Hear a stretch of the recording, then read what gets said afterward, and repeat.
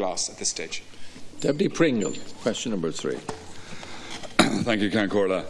Minister, this question is in relation to the sub-segmentation of tonnage in kilowatts within the fishing industry and the potential to improve safety and the quality of fish landings within the small pelagic sector if there was a change in policy which would allow them to upgrade their vessels. Thank you. No, thanks. It's great to see a fishing question on priorities. The Irish fishing fleet is divided into 5 segments, as the Deputy knows, in accordance with the Ministerial Policy Directive 2 of 2003, as amended. The segments are as follows: refrigerated seawater pelagic segment, which is RSW, which people from Donegal will know very well, the polyvalent segment, beam trawler segment, specific segment, and the aquaculture segment. In addition, the policy sets out a number of sub-segments of the fleet, including a sub-segment for vessels exclusively using pots, vessels targeting scallops, and polyvalent vessels under 18 metres in length. The transfer of capacity between the segments and sub-segments is not permitted. An equivalent replacement capacity must be taken out of the segment or sub-segment into which a vessel is being introduced. In order for vessels to qualify for either a mackerel and/or a herring authorisation, vessels must be licensed within 100% capacity, having the required track record as stipulated under the individual mackerel and herring fleet policies. Fishing capacity is privately owned and is traded commercially, bought and sold independently of the Department and the licensing authority. A change in licensing policy involving the removal or amalgamation of segments or sub-segments would have a substantial impact on the Irish fishing fleet.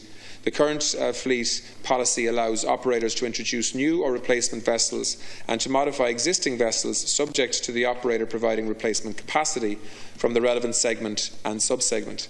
The current policy has been put in place over many years, and a change, as requested, would impact many elements of the fishing fleet and would require a lot of consultation.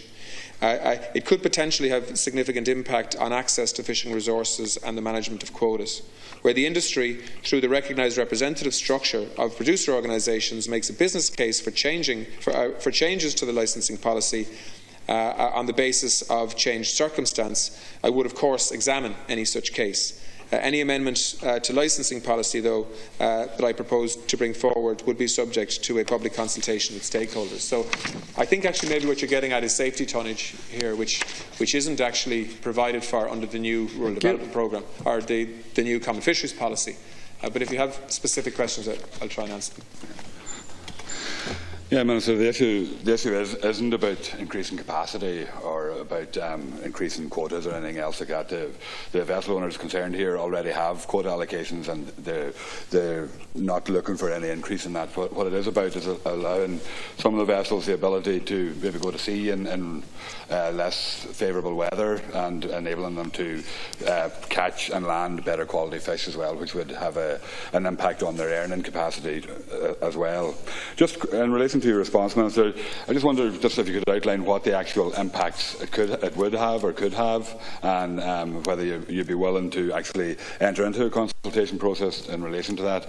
And the other question is just, why does it have to come through the producer organisations, or what is the basis for that having to come through producer organisations? Because there is a number of vessel owners who have requested that the Department would look at this as well.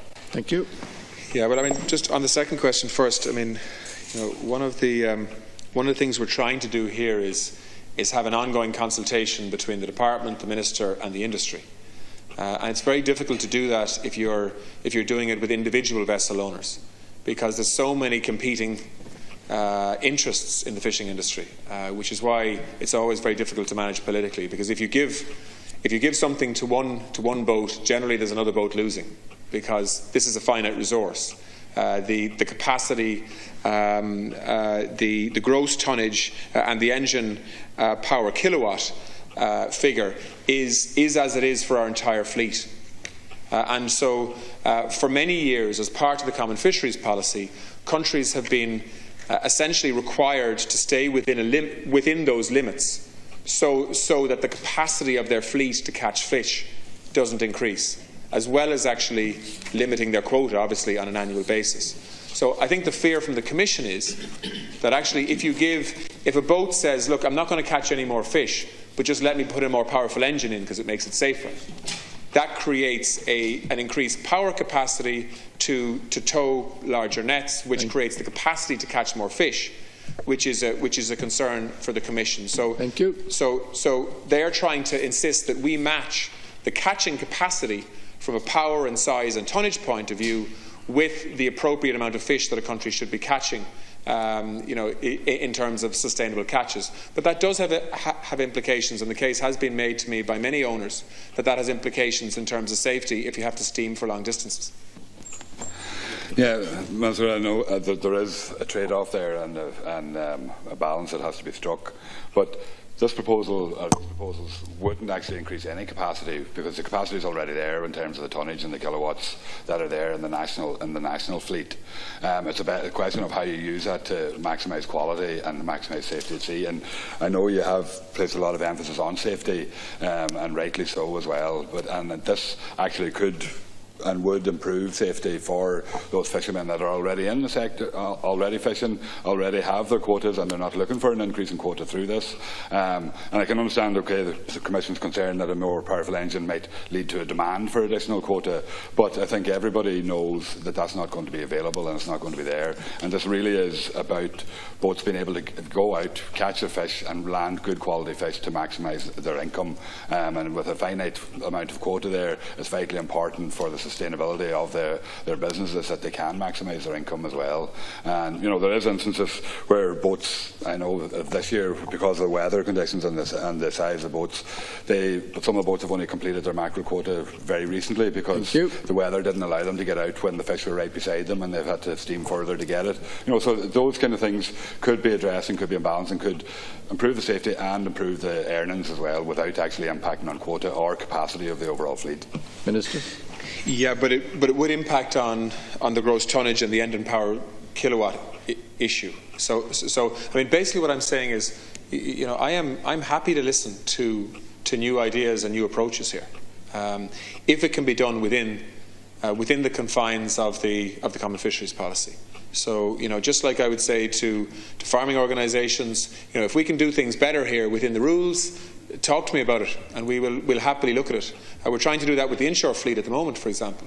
There's lots of new initiatives coming from the new regional forums around supporting the inshore fishing fleet, and likewise, and I would suggest through the producer organisations. But I mean, if there's suggestions outside of that, by all means, send them in and I'll look at them.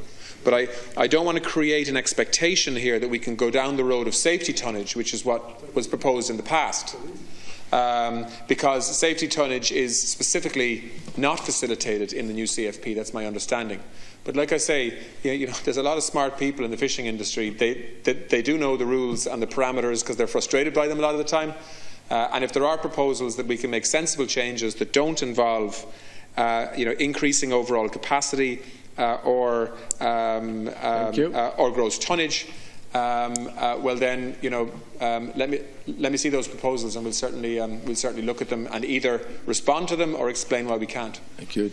Question 4 in the name of Deputy O'Keefe.